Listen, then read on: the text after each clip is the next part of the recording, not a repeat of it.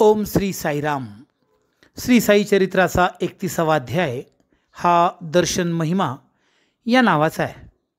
अध्यायाच्या प्रारंभी ग्रंथकार जीवनाचं एक सूत्र श्रोत्यांसमोर ठेवताना म्हणतात, माणसाच्या मरणसमयी जशी बुद्धी किंवा विचार असतो तसाच प्राण्यांना पुढचा जन्म येतो. म्हणून संत आणि सत्पुरुष आपल्याला सतत नामस्मरण करण्याचा उपदेश करतात.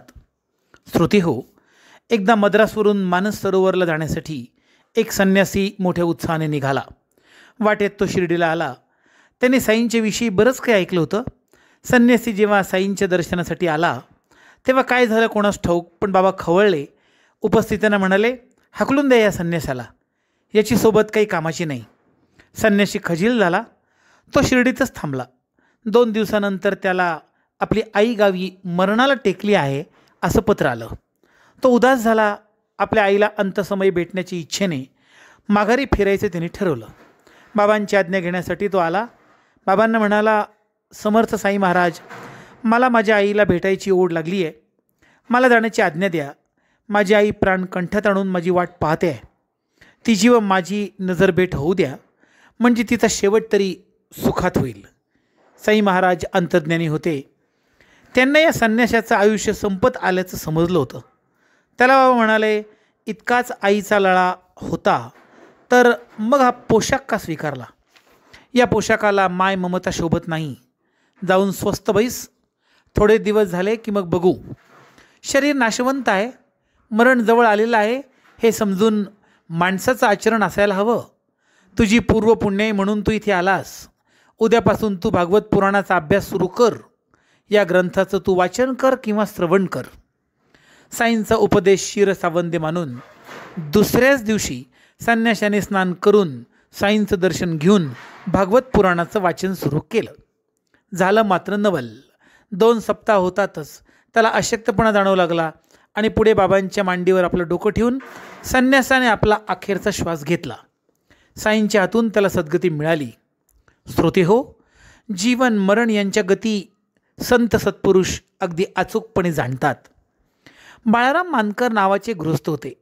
त्यांच्या पत्नीच्या निधनानंतर त्याच्या मनाची शांतता गेली. ते खूप अस्वस्थ झाले.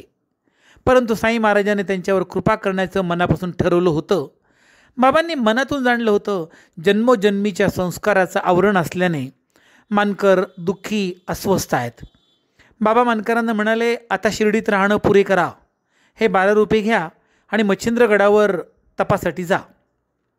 मानकर बाबांना म्हणाले, जिथं आपले दर्शन नाही तिथं जाऊन मी काय करू? पण क्षणात त्यांच्या मनाचं परिवर्तन झालं आणि ते साईबाबांना म्हणाले, बाबा मला क्षमा करा, माझे ते क्षुद्र विचार होते. तुमच्या नामस्मरणात मी मच्छिंद्रगडावर राहील. बाबा मानकरांना म्हणाले, शंका कुशंका घेऊ नकोस. ताबडतोब मच्छिंद्रगडाला जा. रोज 3 वेळा तप कर. काही दिवसात तू स्वानंदाने परिपूर्ण होशील. साईंचा निरोप घेऊन मानकर मच्छिंद्रगडावर गेले. तिथे त्यांनी आपलं जप तप अनुष्ठान सुरू केलं. मानकर हे आपल्या तपात मग्न असताना त्यांना साईनाथांनी गडावर प्रत्यक्ष दर्शन दिलं. साईंनी त्यांना मनशांती तर प्रदान केलीच, पण साधनेच्या अनुष्ठानाच्या उच्च पातळीवर नेलं. एखाद्या कमळाभोवती जसा भुंगा गुंजाराव करतो तसं मानकर यांची भटकंती झाली, पण केंद्रस्थान शिर्डीच. याच पवित्र स्थळी त्यांनी आपला देह ठेवला आणि ते बाबांच्या चरणी लीन झाले. मानवाचा उद्धार करणारे सत्पुरुष अनेक, पण प्राण्यांवर करुणेचा वर्षाव करणारे सद्गुरू साई महाराज ही एकमेव. एकदा एका बैलगाडीत मागच्या बाजूला साखळ दंडाने बांधलेला वाघ बाबांच्या दर्शनासाठी शिर्डीत भक्तांनी आणला. त्याला एका विशिष्ट रोगाची पीडा होती. सर्व उपाय झाल्यावर साईंच्या दर्शनाला येण्याचा भक्तांचा निर्णय झाला. दरवेशाने वाघाला गाडीतून खाली उतरवलं. साखळ दंडाने घट्ट धरून ते साईंची वाट पाहू लागले. काय झालं कोणास ठाऊक. तेजोमय साईंना बघून वाघ मनात दसकला. अति आदराने तो बाबांसमोर आला. आदराने त्यांनी आपली मान खाली घातली. बाबांची आणि वाघाची नजरानजर झाली. बाबांनी त्याला अत्यंत आनंदाने पाहिलं. क्षणात वाघाने आपल्या शेपटीचा गोंडा फुलवला.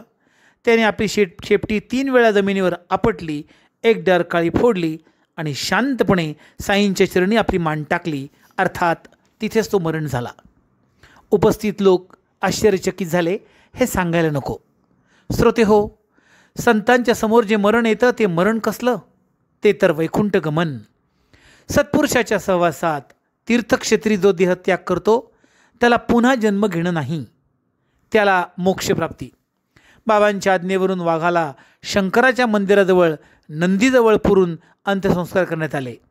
बाबा वाघाच्या मालकाला म्हणाले, वाईट वाटून घेऊ नका, याचं मरण इथंच होतं. तो मोठा पुण्यशाली होता, त्याला सद्गती मिळाली. आजपर्यंत तुमच्या बंधनात राहिला तो गतजन्मीचा तुमचा देणेदार होता. श्रोते हो, साई महाराजांच्या लीला या अगम्य आहेत. आपण भाग्यवान आहात, कारण साई चरित्राचं श्रवण आपण करता आहात.